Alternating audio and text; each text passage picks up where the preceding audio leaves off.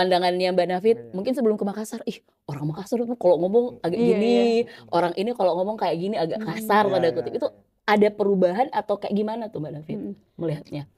Jadi dari awal perjalanan saya ke Lombok itu, karena saya melihat budaya baru ya, tradisi baru, terus juga sesuatu hal yang baru yang jarang Iya. saya lihat di Jawa gitu. Itu yang bikin saya ngerasa bahwa wah saya harus keliling Indonesia sih, karena saya ternyata Indonesia itu bahkan Pulau Jawa aja punya banyak budayanya. Iya. Di Lombok aja, meskipun Lombok Timur, Lombok ini mereka punya budaya sendiri.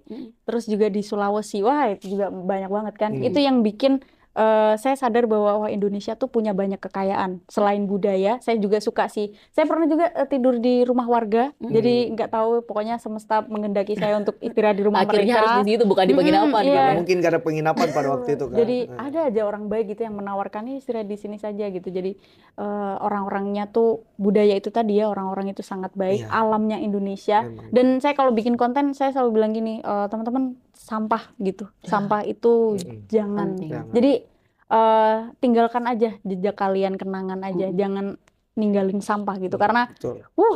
tempat yang viral itu pasti 80% akan jadi Tempat sampah. betul. Banyak. Itu Betul yang sekali. miris banget sih itu. Makanya kadang saya ngerasa ini ada bentrok ya, kalau ada tempat yang saya datengin bagus mau saya ceritakan, tapi kalau ramai pengunjung tapi banyak sampah tuh jadi dilema gitu Iya. loh.